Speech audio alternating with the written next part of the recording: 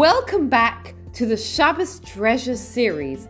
I'm Gila Ross, host of the Power Up podcast, and I'm here together with my co-host, Rabbi Samuel Ross, and we are delighted to be able to share a weekly idea that you can take into your Shabbos and upgrade and beautify immediately. Enjoy. So it's very exciting because we are now going to start, again, we're using Rabbi Ribiak's grey books as a sort of base. There are 4 books. We finished 2. We're now starting the 3rd one. So let me just share the screen with you for a moment. Give you oh, that's not good. Let me share the screen with you for a moment and share with you where we are going to go tonight. Just give me 1 second. Okay, good. Does everybody see this? Anyone there? Okay, yeah. fantastic. So this is where we're going to go over the next few weeks. We're going to start, we're now moving into garments. Again, last time, when I say last time, the last few months, really, we looked at things that made bread, or was the dyeing, not as in death, but as in, yeah. And now we're moving into the order of garments. So we're going to start with shearing, and we're going to start moving down. And let me just share one more thing with you, just to give you an idea. If I don't cut you off first, that is. Stop share. Share, and then just one more thing to share with you where we're going to go tonight. Okay, so did I just share the same thing with you again? Oh, I'm an idiot. Yes. Okay, anyway, so that's where we are. I'd much rather see your faces at 9 o'clock at night than keep seeing things. So as we do this, we start with a whole bunch of questions. And again, just bear in mind, we're now dealing with garments and things that go into that. So Rebetz and Gila, maybe you would like to get us going with our questions of the evening. All right. So the first question is, I'm not really sure why it's a question, because I don't know why anyone would want to do this. There's nothing wrong with having a gray hair, but let's just say someone wanted to pull out a gray hair on Shabbos. Would they be allowed to do that? Thoughts? We've stumped them. It's been a long time. Is it classed as like cutting? Or like, because you're taking it apart from something else? I'm sorry, say that again? Is it like cutting because you're taking it apart from something Okay, else? good. So it's a form of cutting. You're going to have to see what Definitely form the bad from the good. Thank you. No, it's nice to be bad from the good. That's The good from the bad. That's sorting. But again, we're going to see that actually there is a melacha, a type of work about cutting. And we're going to see that later on. This is a different type of cutting that we're going to see tonight. Stephen, so good to see you. Welcome. Okay, so that's the one. That's the first question. The first question was about pulling out a gray hair. The second one is, are you allowed to tweeze your eyebrows on Shabbos? Oh, I do this the whole time if it's not Shabbos. And on Shabbos? Not. And on Shabbos, Rabbi, do you? I wouldn't know how to if I would try. It's the same thing, isn't it? Yes. Oh, yeah, quite possibly. Good. So whatever is going to be the first issue will be the second one. How about pulling hair from a fur coat?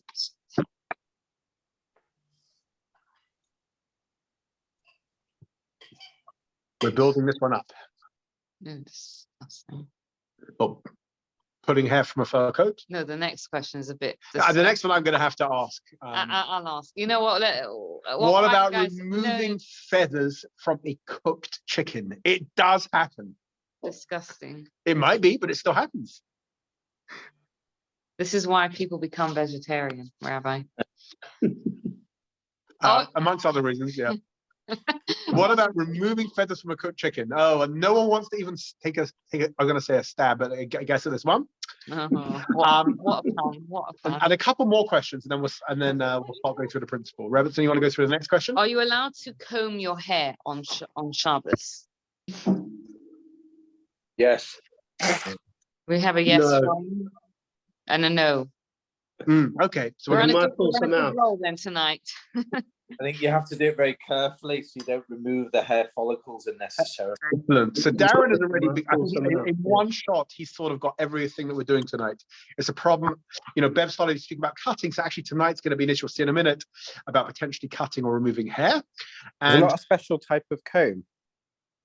Oh, very good, Richard. So Richard actually remembers that from very early on, we learnt it was actually a rabbinic decree of if something is usually involved with doing a forbidden work, using a different one. So we saw that because a brush so often will pull out hair, that even if you have one that doesn't, you're supposed to have a different one. Very good, Richard. We'll get to that. Excellent. Welcome back, Maddie. Should we give them answers if we ask one? One more question. Everyone wants to hear this question. Hey, Nicola, welcome. For anyone that wasn't grossed out by the feathers on the chicken, we've got something coming up for you. Okay. And this is, how can you remove nits from hair on Shabbos? You can't. Sellotape. Well, sellotape might be the thing I that's don't good. know if sellotape actually practically works for taking nits out. Vinegar. Can't you pour vinegar? You're not allowed to wash Oh, your hair. good. Okay, we're getting to some of the solutions. Very good. We'll see soon. Okay, so or chewing gum that gets stuck in Yeah. someone. that never ever happens. Stick your child's head in the freezer. Okay, so you know some of these solutions. again. I feel like we should have a disclaimer for this when this goes on the podcast. Please don't try these suggestions at home. Sorry, apologies. It's interesting. Like, what's the title of this podcast going to be? Is it going to be like putting out a grey hair, or is it going to be, I don't know. There's so many interesting ways to go to get the people to listen. Okay, so we're looking at things like tweezing eyebrows and hairs and all these types of things. So let me share with you the premise of what this particular melacha, what this particular forbidden work is, and then we'll start looking at how it adjusts and adapts to these answers. So the melacha, the work of the 39 that we are looking at tonight, is called gozes. So gozes is shearing, right? So you picture the sheep, and they're shearing the wool of the sheep, which is really the first step in the manufacture of woolen garments. That would be the first step. Okay, so the problem that we're looking at right now is, what is gozes? What's shearing? It's the severing or uprooting of any growing part of the body of any creature. I say that again. It's the severing or uprooting of any growing part of the body of any creature. Now that sounds very long-winded and very almost esoteric. So let's call it pulling out hair. Creatures? Yeah, but it's, What was that? Are we creatures then, like humans as well? The reason we're saying creatures in this context is, I guess we're going to be including animals as well. So it's not just going to be the humans; it's going to be We are a creature. But we are, in that context, we are a creature. And I should add that even if the creature is no longer alive, it's also included. Okay, so it's any severing, any uprooting, any growing part of the body. So it's cutting, but it's a special type of cutting. It's the cutting of the growing part of the body.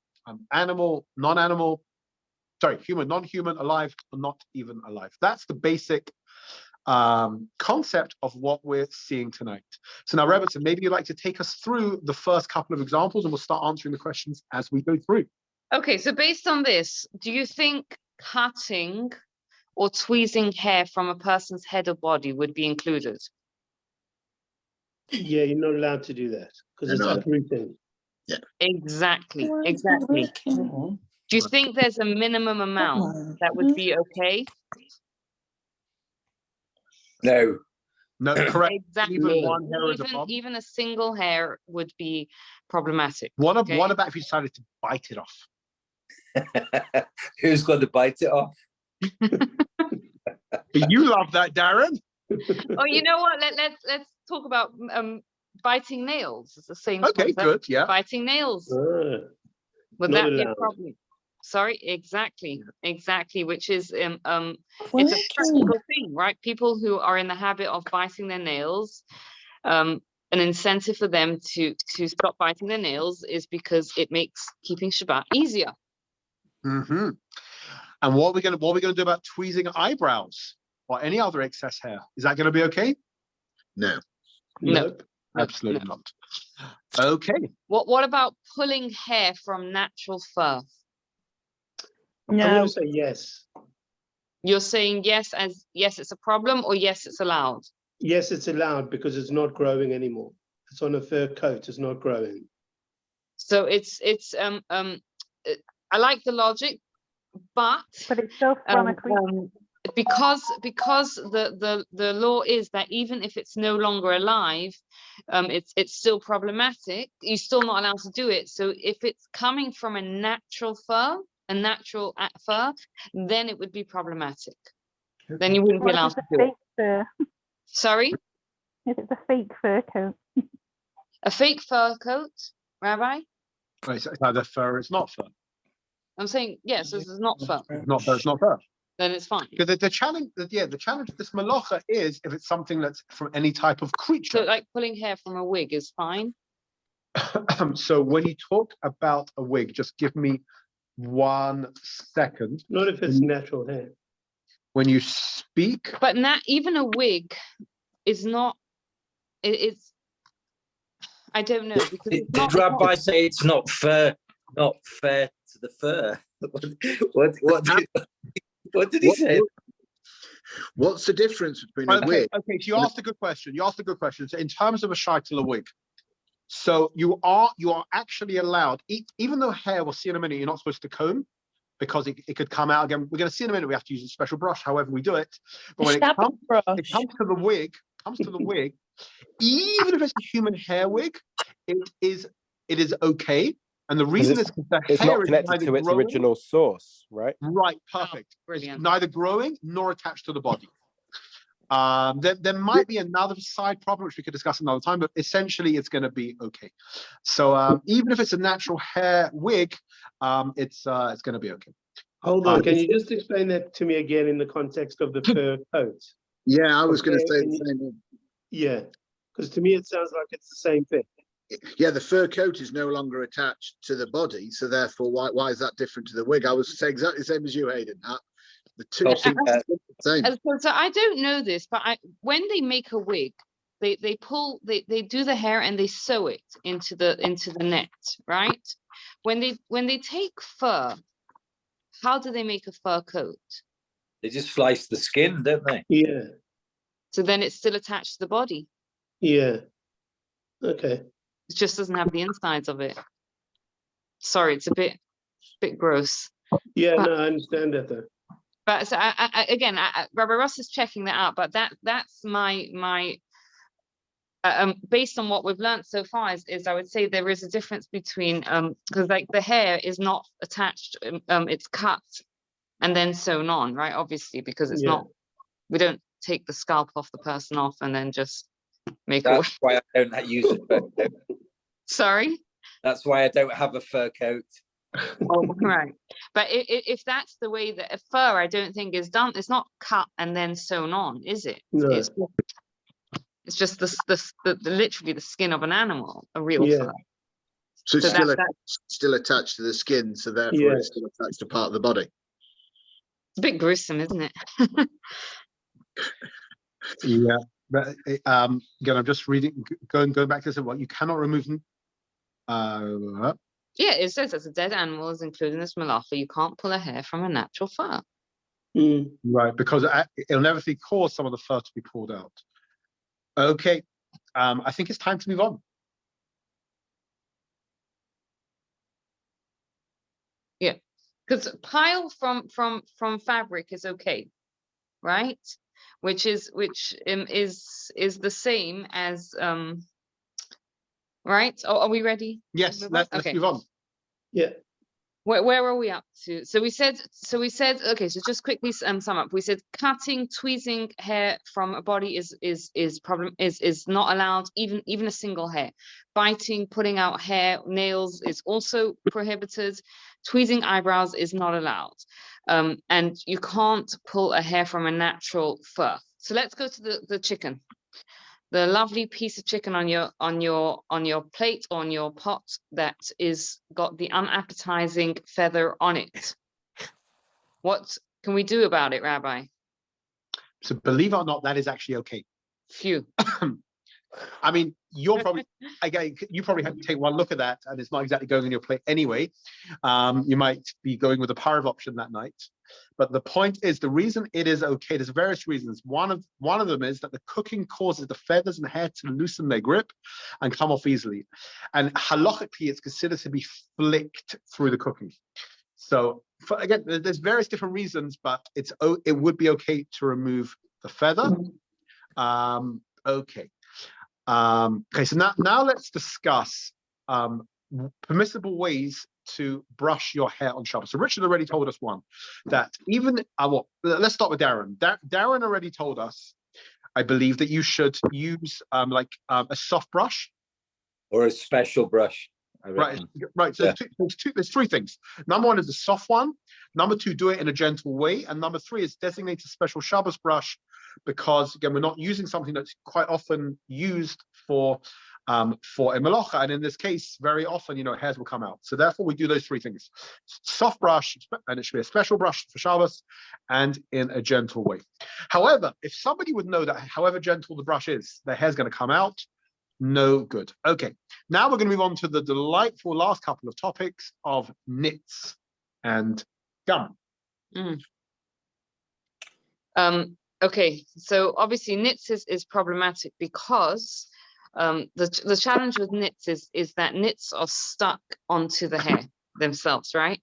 So very often when you pull out a knit, you're going to be pulling out a hair as well, especially if you're using, if you've ever had the delightful joy of checking a child's hair for lice. Anyone raise your hand if you have. 1, 2, 3. Okay, for the rest of you, may you be spared that joy.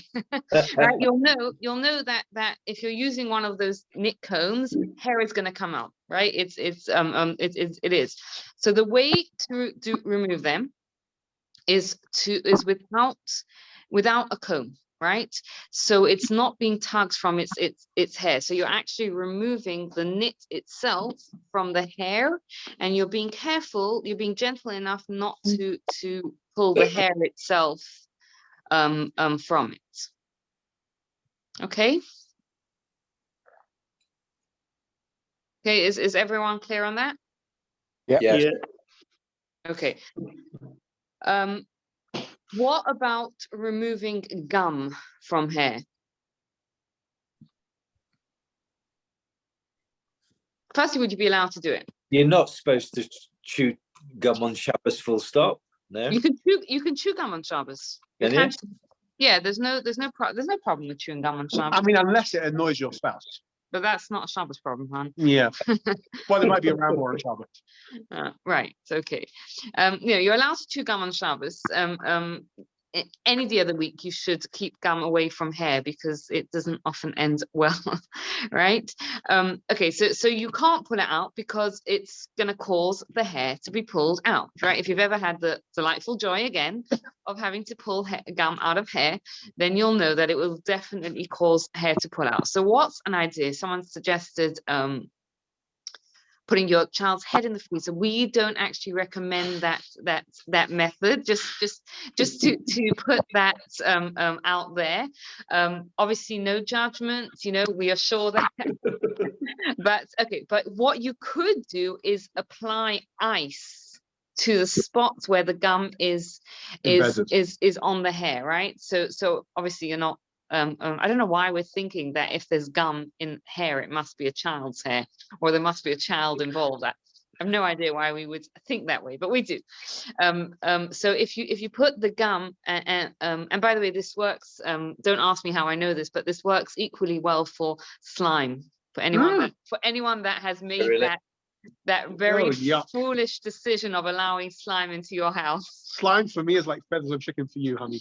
Oh, slime. Don't ask me how I know this, but I know that ice on it, right? Well, depending on where the slime ends up, you might be able to put it in the freezer. But if you put the ice on it, it kind of freezes it and it loses some of its stickiness, and then hopefully it should slide off the hair. Okay. Apparently oil could help with oil can help as well. Now what about you've got a plaster on, it's probably going to be more relevant for male skin, and you're going to take it off and maybe some hairs are going to come off with it. It's certain places of the body. What do you do? Wait till so the safest way to make it off. So if you need to get it off, then apparently oil can help, or nail polish remover, believe it or not, can dissolve it. And I think finally, cutting or removing fingernails or toenails is a problem. It's the same sort of problem. And one shouldn't remove a wart, a pimple, or even loose bits of dried skin. Let's just very, very quickly go over what we've seen tonight. So we've learned the melacha of the work of gozes, which is the first in a group of 13. The comprises, the essential steps, processing of wool fabrics and garments, and shearing the wool of the sheep is the first stage. We saw pulling out the grey hair. Again, pulling out grey hair may be a problem anyway, but it's on Shabbos you can't pull out a hair. Tweezing eyebrows will be in the same situation. And this one you want to quickly go through a couple of the others. Where are we up to? Oh, 3. Yeah, and the same would be from pulling a hair from a fur coat. You would not be allowed to do it if it's real fur. You can remove feathers from a chicken, a cooked chicken.